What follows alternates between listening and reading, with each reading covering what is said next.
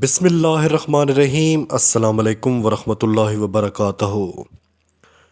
26ویں آئینی ترمیم سینیٹ اور قومی اسمبلی سے منظور کرا لی گئی۔ اس بات کو چھوڑیں کہ یہ کیسے منظور ہوئی، وہ تو آپ سب کو پتہ ہے کہ کس طرح گن پوائنٹ پر یہ سب کچھ ہوا ہے۔ اس بات کو چھوڑ دیں، میں جو آپ کو بات بتانے والا ہوں وہ سب سے اہم ہے۔ شاید ہی آپ نے کسی ویلاگر سے وہ سنی ہو۔ سب سے اہم بات یہ ہے کہ اس آئینی ترمیم سے کون سی قیامت آ گئی۔ سوچے نا، کون سی قیامت آ گئی؟ یہ قیامت عدلیہ پر نہیں اور نہ ہی اس عوام اور اس ملک پر آئی ہے، بلکہ یہ قیامت ان لوگوں پر نازل ہو چکی ہے جو یہ سب کچھ کر رہے ہیں، جو 2.5 سالوں سے سب کچھ کر رہے ہیں، اس نظام کا حصہ ہیں۔ یہ دراصل قیامت ان لوگوں پر آئی ہے۔ دیکھیں، یہ سب کچھ یہ لوگ کر کیوں رہے ہیں؟ مقصد تو ان کا یہی ہے نا کہ کسی طرح اپنے اقتدار کو طول دیا جائے، اس کو لمبا کھینچا جائے۔ لیکن سوچیں کہ آخر کب تک؟ 2004 یعنی 20 سال پہلے، آج 2024 ہے، 20 سال پہلے 2004 اس ملک پر جنرل پرویز مشرف کا راج ہوا کرتا تھا۔ کبھی آپ نے 2004 میں سوچا تھا کہ 20 سال بعد جس بندے کا پوری ریاست پر راج ہے، وہ بندہ 20 سال بعد کہاں ہوگا؟ دیکھیں، یہ بہت بامانی چیزیں ہیں اور انسان ان کو بہت کم سوچتا ہے کہ وقت کتنی تیزی سے ہمارے ہاتھوں سے پھسل رہا ہے۔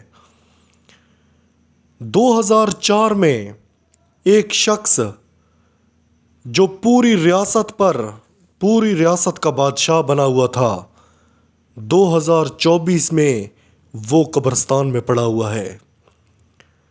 یہ جتنے لوگ ہوس پرست لوگ ہیں، جتنے لوگ آج اقتدار کو، اپنے اقتدار اور عہدوں کو طول دینا چاہتے ہیں، یہ بھول جاتے ہیں کہ آج 2024 اور کل 2044 میں ہم لوگ کہاں پر ہوں گے، اور یہ بات ان کو بھی نہیں، سب کو سوچنی چاہیے۔ چلو 2004 سے پہلے 20 سال پہلے اور پیچھے چلے جاتے ہیں، 1984۔ سوچیں کہ 1984 میں جو بندہ پوری ریاست پر راج کرتا تھا، وہ آج کہاں پر ہے؟ اسی لیے اللہ تعالیٰ قرآن پاک میں فرماتا ہے کہ بے شک انسان خسارے میں ہے، مگر وہ لوگ نہیں جو ایمان لائے اور نیک عمل کرتے رہے۔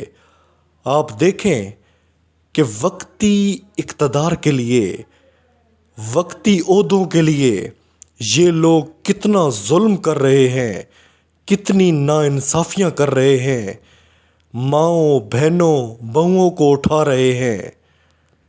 یہی تو سب سے بڑا خسارہ ہے، یہی تو خساروں کے انبار ہیں جو انسان اپنے کندھوں پر اٹھا لیتا ہے اور سمجھتا ہے کہ اس نے بڑی کامیابی حاصل کر لی۔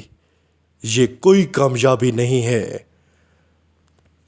یقین کریں کہ یہ عمران خان کے لیے نہیں، منصور علی شاہ کے لیے نہیں، یہ اس ملک کے لیے نہیں، یہ اپنے لیے گڑھے کھود رہے ہیں، اپنے لیے یہ اپنا نقصان کر رہے ہیں۔ یہ وقتی اقتدار کے لیے، وقتی عہدوں کے لیے ذہنی مریض بن چکے ہیں، پاگل ہو چکے ہیں، لیکن ان کو یہ علم نہیں کہ وقت بہت تیزی سے گزر رہا ہے، اور یہ وقت جس طرح جنرل ایوب، جس طرح جنرل ضیاء، جنرل پرویز مشرف کو نگل گیا، اسی طرح سب کو نگل جائے گا۔ ان ترمیموں سے نہ کبھی پاکستان کا نقصان ہوگا اور نہ عمران خان کا۔ انشاءاللہ تعالی یہ ملک تا قیامت قائم رہے گا، اور عمران خان کو بھی اللہ تعالیٰ نے سرخرو کر دیا۔ جو اس سے کام لینا تھا وہ لے لیا، قوم کو جگا دیا۔ اگر اب قوم خود کھڑی نہیں ہوتی تو وہ اس کی مرضی ہے، لیکن عمران خان نے اپنا فرض نبھا دیا۔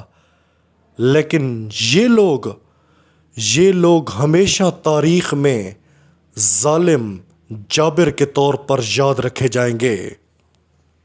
لہٰذا ان چیزوں سے آپ نے گھبرانا نہیں ہے۔ یہ چند دنوں، چند مہینوں یا چند سالوں کا کھیل ہے۔ اس کے بعد سب دھول، سب خاک، سب فنا۔ کربلا میں امام حسین نے سر کٹا دیا۔ کیا امام حسین کو اقتدار مل گیا تھا؟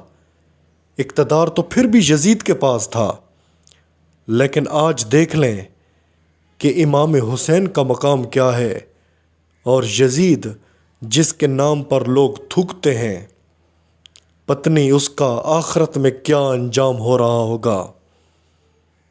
خدا حافظ۔